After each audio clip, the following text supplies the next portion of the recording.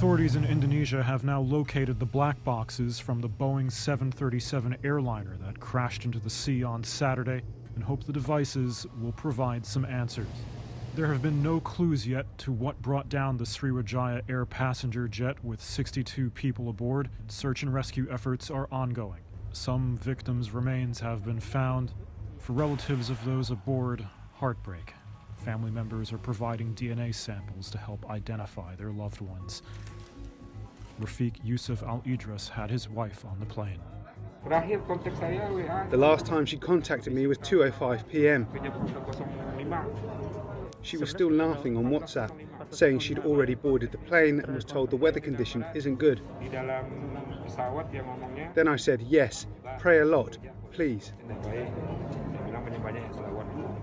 It was raining when the plane took off shortly after 2:30 for a short trip to a neighboring island. The plane was a 27-year-old 737-500 model, which is much older than Boeing's controversial 737 MAX, although it's widely flown and doesn't share the same equipment implicated in the MAX's safety crisis. Sriwijaya Air also has a solid safety record.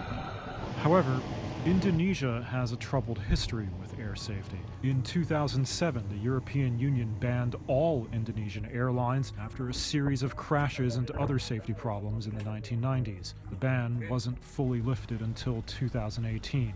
That was the same year of the Lion Air disaster, in which a 737 MAX operated by a different Indonesian airline plunged into the sea, killing everyone aboard.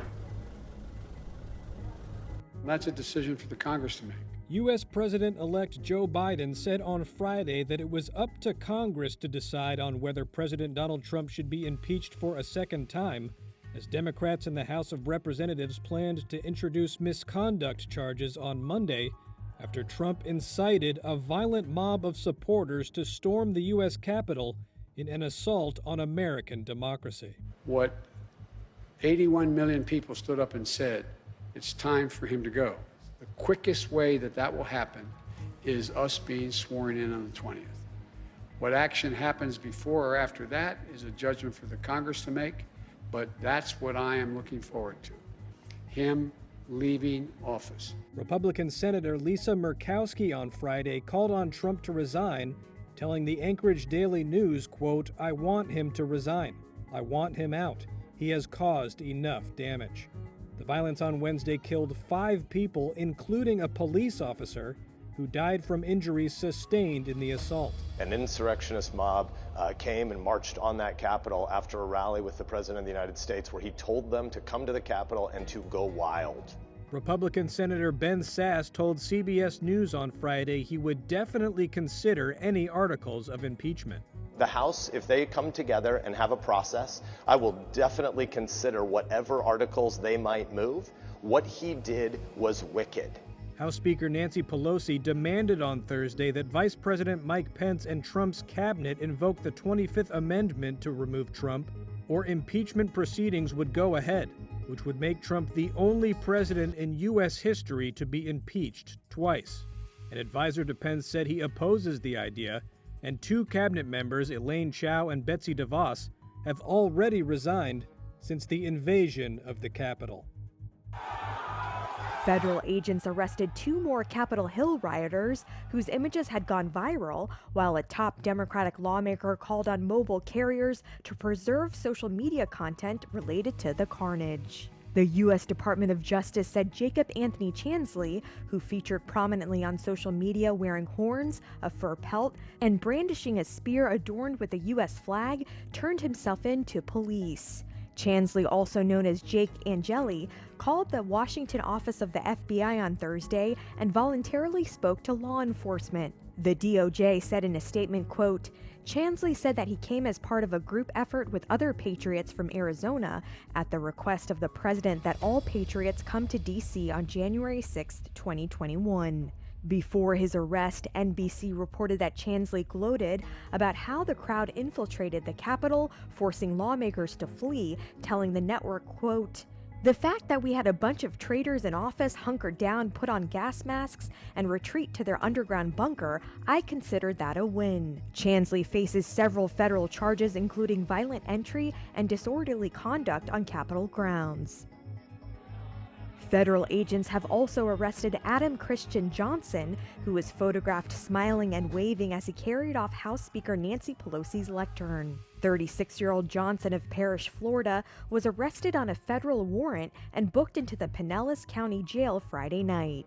Dozens of people have been charged following the storming of the Capitol on Wednesday that left 5 people dead, including a Capitol Hill police officer, with the FBI asking the public for help in identifying participants. Many of them posted their involvement in the riot on social media, including West Virginia House of Delegates member Derek Evans, who live-streamed himself entering the Capitol on Wednesday. He was later arrested and charged, and he announced his resignation on Saturday. Democratic U.S. Senator Mark Warner on Saturday urged mobile carriers to keep content and associated metadata connected to the riot, which erupted as lawmakers gathered to certify the election of President-elect Joe Biden.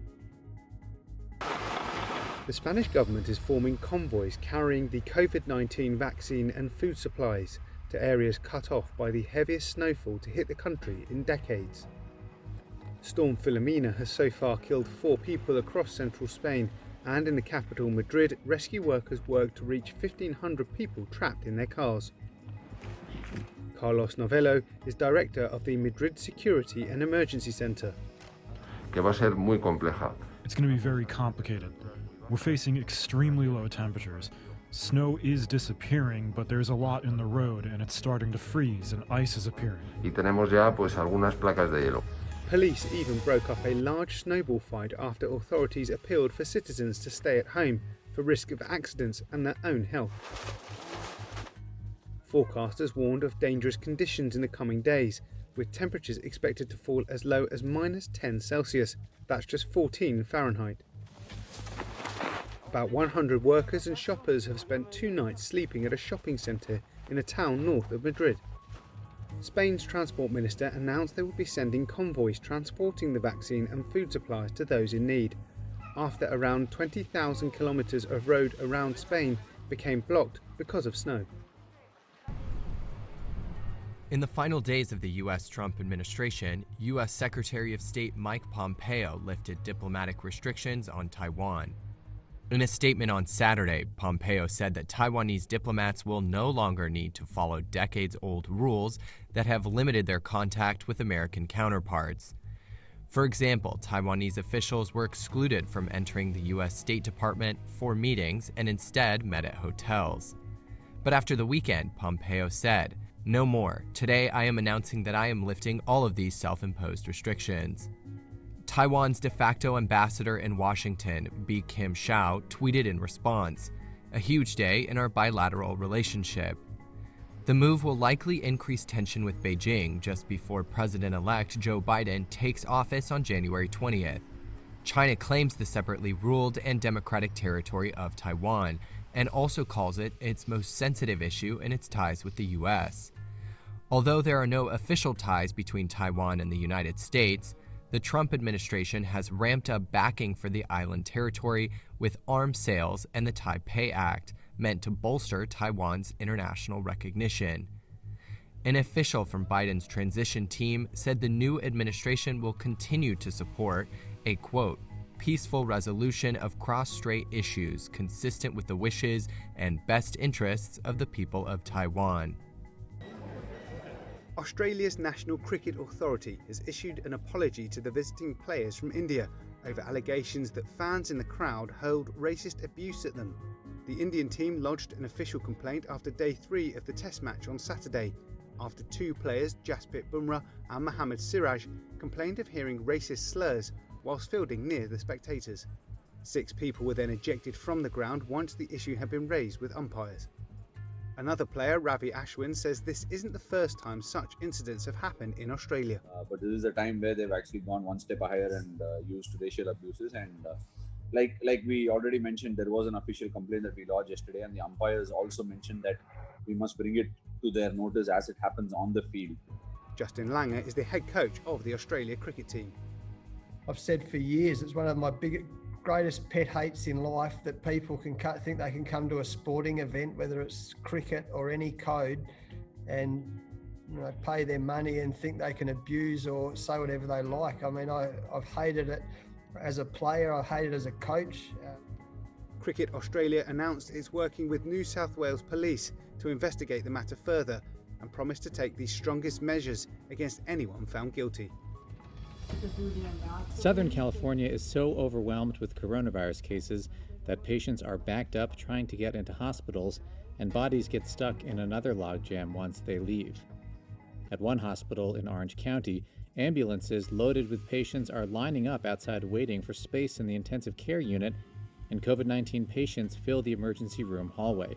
In other hard-hit areas, like nearby Los Angeles County, where people are dying of the disease at the rate of 1 every 8 minutes, refrigerated trailers will be brought in to provide extra storage capacity for bodies. Dr. Jim Keeney is an ER doctor at Providence Mission Hospital in Mission Viejo. What we're seeing is we become overwhelmed with COVID patients. Every bed is full. Every nurse and doctor is occupied taking care of COVID patients, and then we struggle to be able to service the community for standard emergencies. Despite strict stay-at-home measures that were set across most of the state last month, California, the most populous state with nearly 40 million people, leads the United States with nearly 2.6 million COVID-19 cases, over 1 million more than the next state, according to a Reuters tally of official data. Orange County officials had previously allowed hospitals to divert patients elsewhere when they were full, but now that virtually all the hospitals have reached capacity, that policy has been rescinded. Dr. Robert Goldberg is a pulmonary and critical care physician at Providence Mission. The issue now is that there's so many patients coming in that we don't have the time like we had before. So it's good that we have the experience now and we're able to treat these patients, but the numbers of patients that are coming in is becoming overwhelming. Dr. Goldberg appealed to the public to help reduce the spread. COVID is real. It's life-threatening. People of all ages are dying. We need to work together. We need to get through this together. We need to wear masks, socially isolate, get the vaccine when it's available, and at some point we'll get this under control and move on, but we all need to do this together.